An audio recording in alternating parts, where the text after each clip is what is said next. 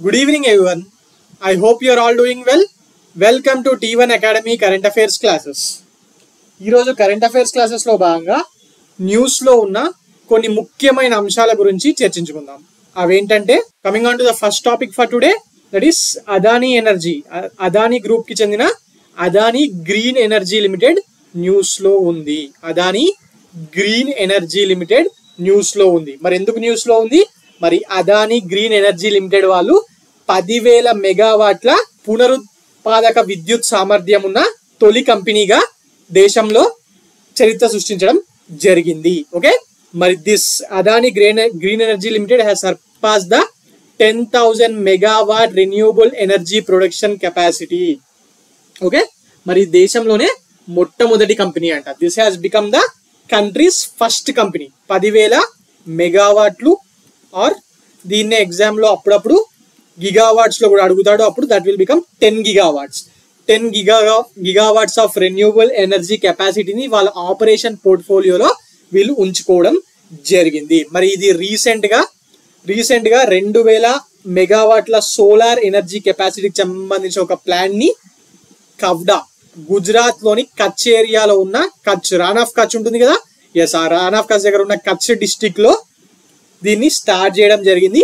మరి ఈ 2,000 మెగావాట్లు యాడ్ కావడంతో వీళ్ళ టోటల్ రెన్యూవబుల్ ఎనర్జీ కెపాసిటీ అనేది 10,934 మెగావాట్స్ ఆఫ్ ఆపరేషన్ పోర్ట్ఫోలియోకు చేరుకోవడం జరిగింది. మరి అందువల్లనే వీళ్ళు న్యూస్లో ఉన్నారు. ఓకే, మరి అందువల్లనే వీళ్ళు న్యూస్లో ఉన్నారు. ఇది మొట్టమొదటి కంపెనీ అంట. మరి మొత్తం సోలార్ ఏనా సార్ అని చెప్పి మీరు అనొచ్చు. మొత్తం సోలార్ ఏం కాదు, రెన్యూవబుల్ ఎనర్జీలో భాగంగా వీళ్ళు 10,934 మెగావాట్స్ ఇప్పటివరకు కెపాసిటీని సాధించారు కదా. మరి అందులో మేజర్ 7,393 మెగావాట్స్ సోలార్ ఉంది. దాని తర్వాత కొంచెం విండ్ ఎనర్జీ, ఇక్కడ విండ్ ప్లాంట్ ఫోటో ఉంది కదా, యస్, విండ్ ఎనర్జీ ఉంది. అలాగే ఈ విండ్ అండ్ సోలార్ రెండుటిని కలిపిన ఒక హైబ్రిడ్ ప్లాంట్ ని కూడా వీళ్ళు స్టార్ట్ చేయడం జరిగింది. మరి ఈ మూడుటిని కలిపి వీళ్ళు ఇంత ప్రొడ్యూస్ చేస్తున్నారు. మరి ఇది ఎందుకు important? Because this is the first Indian company. అలాగే ఈ రెన్యూవబుల్ ఎనర్జీ సోర్సెస్ మీద ఎగ్జామ్స్ లో క్వశ్చన్స్ వస్తున్నాయి కదా. మరి సో ఈ కోల్ ఎనర్జీకి వీటన్నిటికి దూరం జరగాలి, రెన్యూవబుల్ ఎనర్జీని పెంచాలి దేశంలో అని చెప్పి గవర్నమెంట్ ఆఫ్ ఇండియా చాలా ట్రై చేస్తుంది. మరి అందులో భాగంగా ప్రైవేట్ వాళ్ళు కూడా సహకరిస్తున్నారు కదా. మరి అదానీ గ్రూప్ వాళ్ళకు ఒక టార్గెట్ ఉంది రెన్యూవబుల్ ఎనర్జీకి సంబంధించి. అది ఏంటంటే 2030 they want to increase the capacity of the renewable energy by 45 gigawatts. అంటే ఇప్పుడు 10,000 మెగావాట్లు ఆర్ 10 గిగావాట్ల ప్రొడక్షన్ ఉంది కదా వాళ్ళది. మరి 2030 వరకు 45 గిగావాట్ల పునరుత్పాదక విద్యుత్ సామర్థ్యాన్ని చేరాలని చెప్పి వీళ్ళు లక్ష్యంగా పెట్టుకోవడం జరిగింది. కోల్ చీప్ గా దొరకంగా సోలార్, విండ్ ఇవన్నీ ఎందుకంటే వీటి కోల్ వల్ల ఈ కార్బన్ ఉద్గారాలు అనేటివి చాలా పెరుగుతూ ఉంటాయి కదా. మరి ఈ రెన్యూవబుల్ ఎనర్జీ సోర్సెస్ వల్ల ఈ కార్బన్ ఉద్గారాలు అనేటివి తగ్గించవచ్చు. మరి ప్రపంచవ్యాప్తంగా కార్బన్ ఉద్గారాలను తగ్గించాలని చెప్పి ఈ సిఓపి సమిట్స్ లో మన వాళ్ళు చెప్పదాలు చేస్తున్నారు కదా మరి గవర్నమెంట్ లీడర్స్. మరి అందులో భాగంగా ఈ రెన్యూవబుల్ ఎనర్జీని ఇంప్రూవ్ చేయడం జరుగుతుంది. ఇది ఒక్కటి గుర్తుపెట్టుకోండి. This has become the first Indian company to surpass 10,000 megawatt. Adani group operational capacity ఇందాకంతా మాట్లాడుకున్నాం. కానీ ఈ అదానీ గ్రీన్ ఎనర్జీస్ లిమిటెడ్ వాళ్ళు ముఖ్యంగా దేంట్లో ప్రొడక్షన్ చేస్తారు? సోలార్, గ్రీన్ ఎనర్జీకి సంబంధించి విండ్, అలాగే ఈ సోలార్ విండ్ కలిపిన హైబ్రిడ్. మరి ఈ అదానీ గ్రూప్ చైర్మన్ ఎవరు? గౌతమ్ అదానీ. రీసెంట్ గా మొన్న ఫోర్బ్స్ లిస్ట్ గురించి మాట్లాడినప్పుడు కూడా ఆయన పేరు చెప్పాను కదా. ఇప్పుడు ఇండియాలోనే 2వ రిచెస్ట్ పర్సన్, ప్రపంచవ్యాప్తంగా 17th రిచెస్ట్ బిలియనీర్ అని. మరి అదానీ గ్రూప్ సంబంధించిన హెడ్ క్వార్టర్ ఎక్కడ ఉంటుంది? అహ్మదాబాద్, గుజరాత్. ఓకే, మరి రీసెంట్ గా వీళ్ళ కంపెనీ మీదనే కదా ఒక షార్ట్ లిస్టింగ్ కంపెనీ వాళ్ళు కొన్ని ఆరోపణలు చేయడం వల్ల వీళ్ళ షేర్ మార్కెట్ అంతా క్రాష్ అయ్యి వీళ్ళ షేర్స్ అన్ని పడిపోవడం జరిగింది. ఆ షార్ట్ లిస్టింగ్ కంపెనీ పేరేంటి? దట్ షార్ట్ లిస్టర్, దాని పేరేంటి? హిండెన్బర్గ్. గుర్తుందా? హిండెన్బర్గ్ వారు అప్పట్లో రచ్చ అయింది కదా దీని మీద.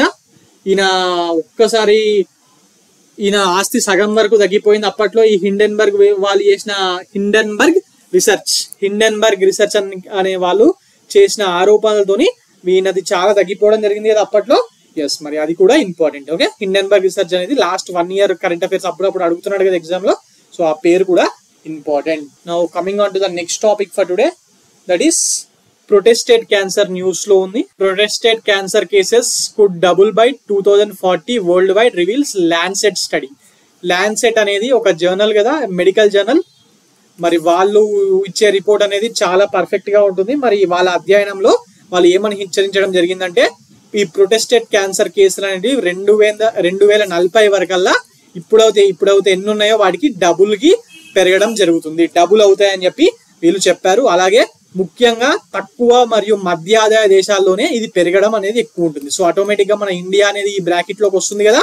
ఎస్, మరి ఇండియా అనేది ఈ బ్రాకెట్ లోకి వస్తుంది. వీళ్ళు రిపోర్ట్ లో ఏం చెప్పారంటే, ఇండియా సహా ప్రపంచవ్యాప్తంగా ప్రొటెస్టెడ్ క్యాన్సర్ అనేది పడగ విప్పబోతుంది, కేసుల సంఖ్య డబుల్ కాబోతుంది. అలాగే వచ్చిన కేసెస్ లో మరణాల సంఖ్య అనేది 85% వరకు పెరిగే అవకాశం ఉన్నది అని చెప్పి ఈ ల్యాన్సెట్ కమిషన్ వాళ్ళు వాళ్ళ ప్రొటెస్టెడ్ క్యాన్సర్ కి సంబంధించిన రిపోర్ట్ లో ఇవ్వడం జరిగింది. ముఖ్యంగా ఇది ఇండియా లాంటి మధ్య ఆదాయ తక్కువ ఆదాయ దేశాల్లో ఈ కేసులు అనేది చాలా ఎక్కువగా పెరుగుతాయని చెప్పి వీళ్ళు చెప్పడం జరిగింది. మరి ఈ వ్యాధి కారణంగా మరణాలు కూడా 85% వరకు పెరిగే అవకాశం ఉంది అని చెప్పి వీళ్ళు చెప్పడం జరిగింది. ఓకే, మరి ఇప్పుడు ఇండియాలో ఆల్రెడీ క్యాన్సర్ కేసెస్ చాలా పెరిగిపోయాయి కదా. మరి ఇప్పుడు ఇండియాలో ఈ సంవత్సరం ఇండియాలో అంటే 2023 గురించి చెప్తున్నాను. 2023లో ఇండియాలో నమోదైన మొత్తం క్యాన్సర్ కేసుల్లో ఈ ప్రొటెస్టెడ్ క్యాన్సర్ కేసులు అనేవి 3% ఉన్నాయంట. మొత్తం క్యాన్సర్ కేసెస్ లో 3% ఉన్నాయంట. ఓకే, మరి ఇండియాలో ఏడాదికి 33,000 నుంచి 42,000 వరకు ఈ ప్రొటెస్టెడ్ క్యాన్సర్ కేసుల్ని గుర్తించడం జరుగుతుంది. ఓకే, మరి 2040 వచ్చేసరికి ఇండియాలో మినిమం గా 71,000 కేసెస్ నమోదవుతాయని చెప్పి వీళ్ళు చెప్తున్నారు. ప్రతి ఇయర్ మినిమం 71,000 కేసెస్ అనేది నమోదయ్యే అవకాశాలు ఉన్నాయని చెప్పి వీళ్ళు చెప్పడం జరుగుతుంది. ఓకే, ఇక్కడ ఉంది. ఎస్, మరి అలాగే ఏటా 18,000 మెంబర్స్ చనిపోతారంట. 18,000 మెంబర్స్ చనిపోయే అవకాశం ఉందని కూడా వీళ్ళు చెప్తున్నారు. ఇక్కడ కనిపిస్తుంది కదా, ప్రపంచవ్యాప్తంగా ప్రొటెస్టెడ్ క్యాన్సర్ కేసులు ఏడాదికి 2020లో 14 lakhs ఉంటే 2040 వరకు 29 lakhs అవుతాయి. మరి మరణాలు ఇండియాకి సంబంధించిన వాల్యూస్ అన్ని ఇవ్వడం జరిగింది. ముఖ్యంగా వీళ్ళు ఏం చెప్పారంటే, భారతదేశంలో కానివ్వండి, ఈ middle and lower income countries లో ఈ ప్రొటెస్టెడ్ క్యాన్సర్ బారిన పడిన వారిని గుర్తించడం అనే ప్రక్రియ అనేది చాలా ఆలస్యంగా జరుగుతుందంట. దాని వల్లనే కేసెస్ పెరుగుతున్నాయంట. ఆ ఆలస్యం అవడం వల్ల ఏమవుతుంది, ఈ వ్యాధి ముదిరిన తర్వాతనే ఈ క్యాన్సర్ ను గుర్తించడం వల్ల డెత్స్ అనేటివి కూడా ఎక్కువగా జరుగుతున్నాయి.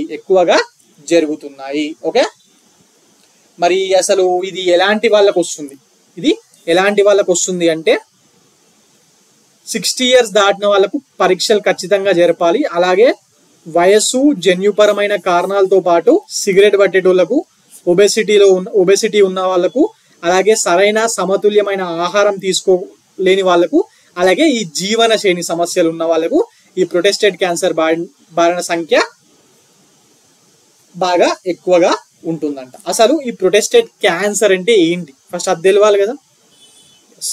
ఫస్ట్ ప్రొటెస్టెడ్ క్యాన్సర్ అనేది ఏంటి అనేది మనం తెలుసుకుందాం. బేసిక్ గా ఈ ప్రొటెస్టెడ్ క్యాన్సర్ అనేది క్యాన్సర్ యొక్క అత్యంత సాధారణమైన రకం. ఇది చాలా మందికి వస్తూ ఉంటుంది. ఎట్లా అయితే ఉమెన్ కి బ్రెస్ట్ క్యాన్సర్ వస్తుందో అట్లా ఇది కూడా మగవాళ్ళలో ఎక్కువగా వస్తూ ఉంటుంది. మరి ప్రొటెస్టేట్ అనేది మగవారిలో ఒక చిన్న వాల్ట్ ఆకారంలో ఉండే ఒక గ్రంథి అంట. అంటే మన ఇది ఉంటుంది కదా, ఎస్, అక్కడ మగవారిలో ఒక చిన్న వాలెట్ ఆకారంలో ఉండే గ్రంథిది.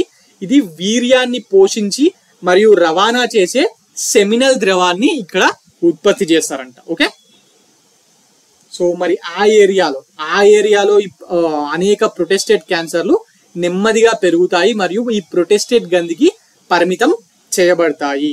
Okay,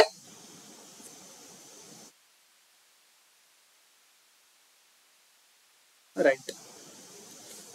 now coming on to the next topic for today.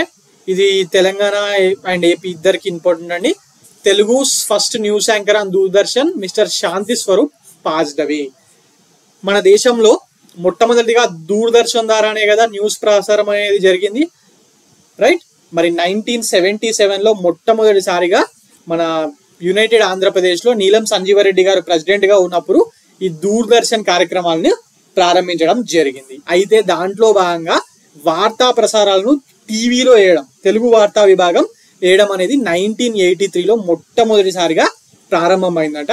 మరి ఆ మొట్టమొదటి న్యూస్ రీడరే ఈ శాంతి స్వరూప్. ఈయన శాంతి స్వరూప్. మరి ఆయన రీసెంట్గా చనిపోవడం జరిగింది. ఈయన ఎందుకు ఇంపార్టెంట్ అంటే ఈయన ఒకప్పుడు వీళ్ళని న్యూస్ రీడర్లు అనేవాళ్ళు, ఇప్పుడేమో యాంకర్స్ అంటున్నారు కదా. మరి వాళ్ళందరికీ ఈయన ఒక రకంగా గురువు లాంటి వ్యక్తి.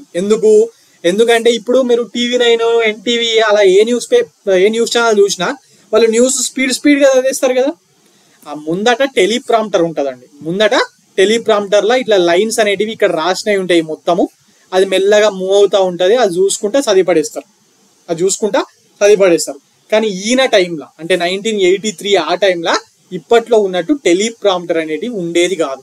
మరి ఈయన అప్పట్లో మనము స్టూడెంట్స్ ఇప్పుడు ఫర్ ఎగ్జాంపుల్ UPSC గ్రూప్స్కి ప్రిపేర్ అవుతున్న స్టూడెంట్స్ ఎట్లా కరెంట్ అఫైర్స్ని డైలీ చదివి గుర్తుపెట్టుకుంటారు, మరి ఈయన కూడా అలాగే విద్యార్థిలాగా వార్తలన్నింటినీ ముందే వల్లి వేసుకొని టైంలో స్పాట్లో చెప్పేసేవాళ్ళంట. ఓకే, మరి అందువల్లనే ఈయన చాలా ఫేమస్ అయ్యాడు. లాస్ట్ జనరేషన్ వాళ్ళకు దూరదర్శన్ న్యూస్ అనగానే శాంతి స్వరూపే గుర్తుకొస్తాడు. So he is the first Telugu anchor of Doordarshan అనే కాదు మొత్తం ఇక తెలుగు. అప్పుడు దూరదర్శన్ మాత్రమే న్యూస్ ఇస్తుండే కదా. సో పేరు ఒక్కటి గుర్తుపెట్టుకోండి, శాంతి స్వరూప్ అనే పేరు ఒకటి గుర్తుపెట్టుకోండి. Okay, right. Now coming on to the next topic for today. Already నిన్న క్లాస్లో అనుకుంటా మన ఫోర్బ్స్ వాళ్ళు రిచెస్ట్ లిస్ట్ ప్రకటిస్తే దాని గురించి మొత్తం మాట్లాడుకున్నాం కదా. మరి అలాగే ఫోర్బ్స్ వాళ్ళు ఈ 33 ఇయర్స్ ఏజ్ లోపల ఉన్న బిలియనీర్స్ లిస్టును కూడా ప్రకటించడం జరిగింది. యూత్ బిలియనీర్స్ లిస్టును ప్రకటించడం జరిగింది.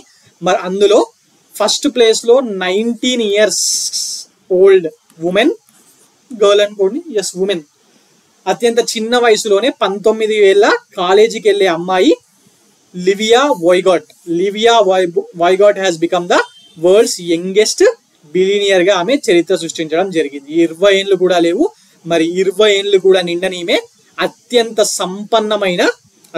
సంపన్నమైన యంగ్ బిలియనియర్ గా ఈమె నిలవడం జరిగింది. ఓకే, అత్యంత సంపన్నమైన కాదు,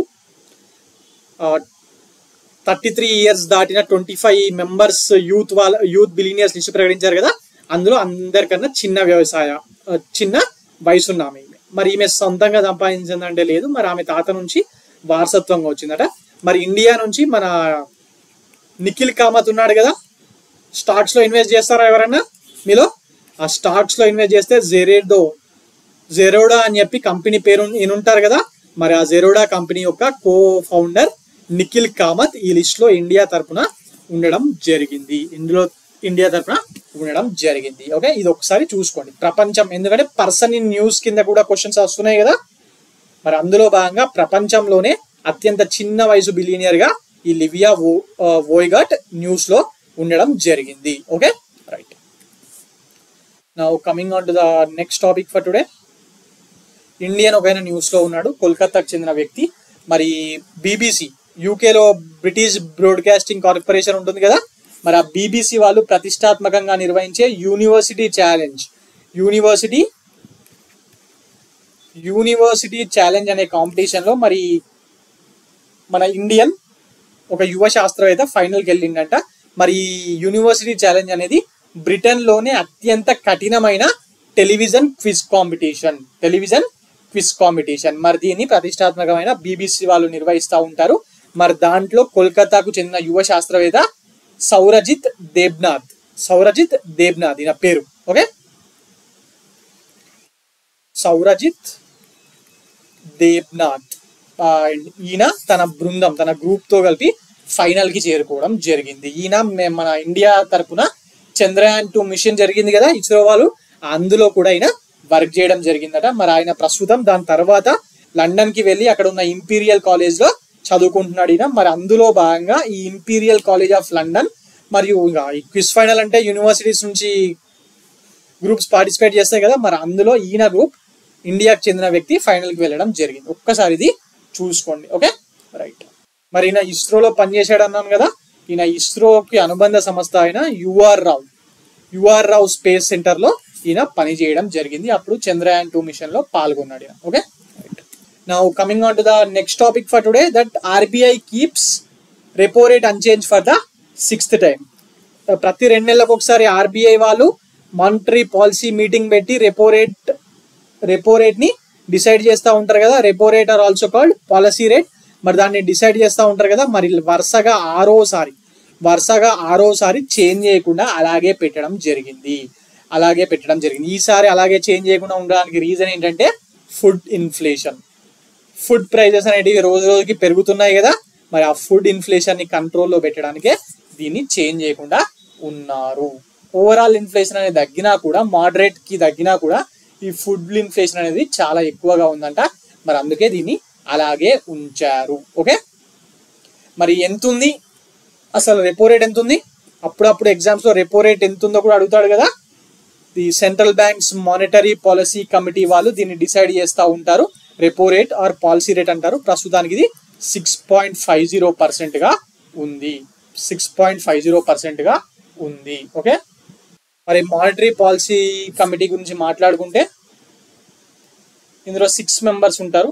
గవర్నర్ తో కలిపి 3 ఆర్బీఐ నుంచి 3 గవర్నమెంట్ తరపున. వాళ్ళు అప్పుడప్పుడు యునానిమస్ గా తీసుకుంటారు, లేకపోతే ఓటింగ్ ఉంటుంది.